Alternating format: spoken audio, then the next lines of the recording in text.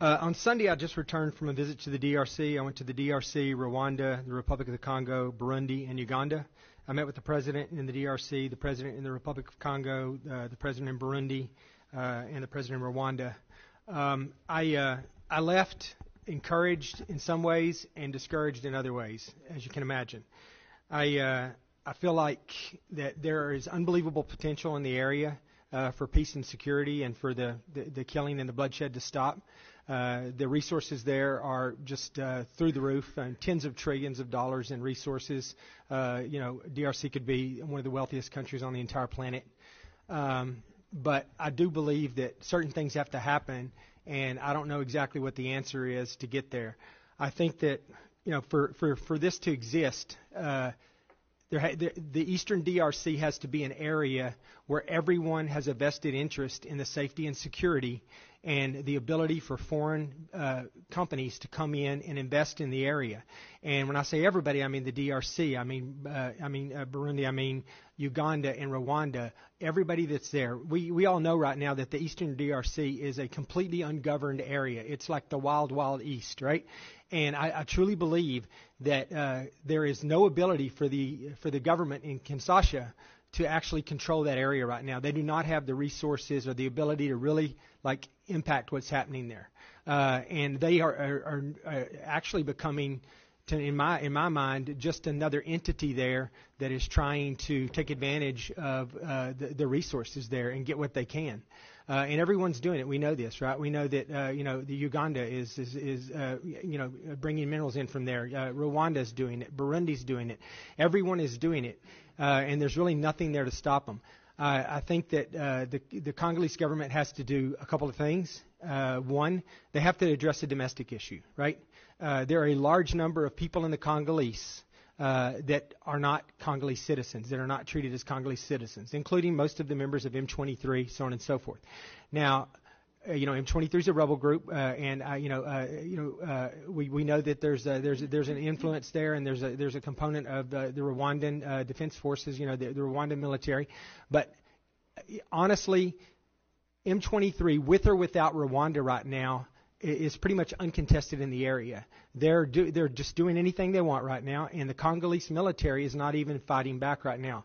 As a matter of fact, they're just running away ahead of the M23, or in some cases they're laying down their weapons and they're joining M23, right?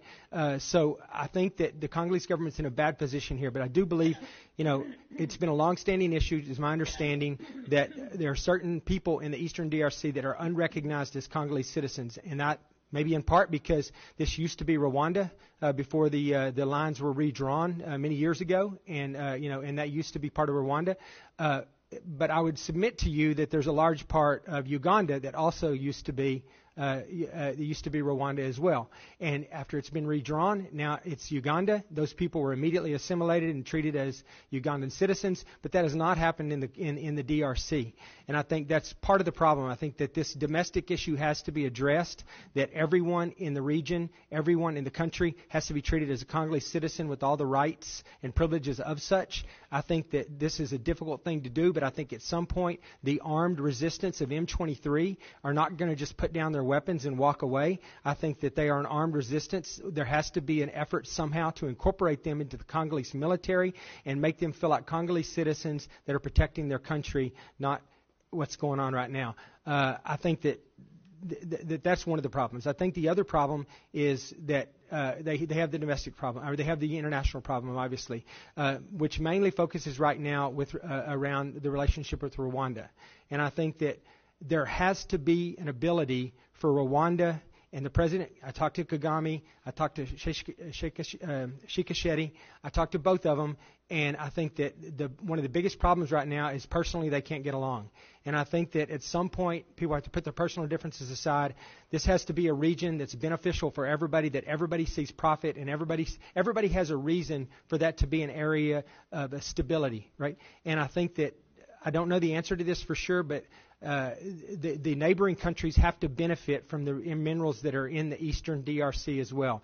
Whether that's they have some refining capability, and the minerals are mined there and refined elsewhere, or there's a refining capability in the DRC, refining capability in Rwanda. Everybody has an ability to make some money from what's going on there. Then I think everyone will have an interest in making sure that this is a safe and secure area. They're going to need foreign investment to come in. They're going to need other countries' businesses to want to come and operate there. Right now that can't happen because there's not the required level of safety and security, and there's not the lack of corruption. It doesn't, there's going to be a certain level of corruption everywhere you go. But when I was there, I was shocked at the level of corruption there. I talked to a Swiss company this morning, and they told me that their company was worth something like $18 billion, and they got a tax bill last year for their company for $80 billion, which is ridiculous, right? And so they protested it, and they got it reduced to $1 billion, which is still hundreds of times more than the profits that they make in the year. So they're being taxed at an unreasonable rate. Bribes obviously are a big deal. The Chinese can afford to pay the bribes, or they're willing to pay the bribes, and we as the United States are not. Many countries are not willing to do that, so they end up being able to compete without competition. There's a biased justice system as well. You can never be assured that if you go there and you get into some kind of legal disagreement, that it's going to be a fair judgment, and they're going to rule in your favor if you're in the right. There's manipulated exchange rates. There's unreasonable fines. There's evidence everywhere that members of the government and their family are getting filthy rich from what's going on there, while the population there is starving and living in a horrible environment. I think that we have to come up with a way to fix this. I think that until that happens, a lot of this other stuff is not going to matter. I don't know the answer to this, but I would like to get your opinion, each of you. Do you think that in the current situation that we're in,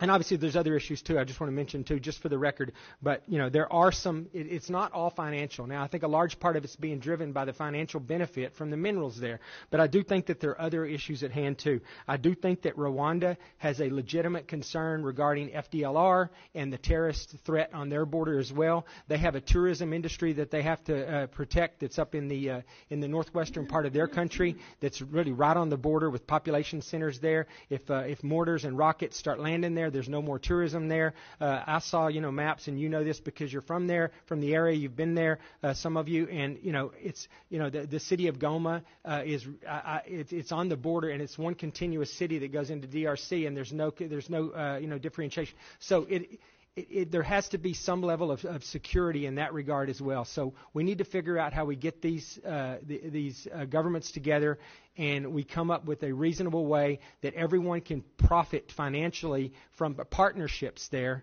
so that they all want to see a level of safety and security there, and that everyone feels secure, because everyone is fighting some type of rebel group as well, whether it's ADF and the Islamic group that's up, that Uganda's engaged with, or whether it's FDLR fighting to overcome or M23 fighting to overcome FDLR, so on and so forth. But my question is, do you guys, one at a time, I'd like you to answer me, do you think that the current existing government in the DRC has the ability to do what I'm describing? Mr. Ngarama, you want to start?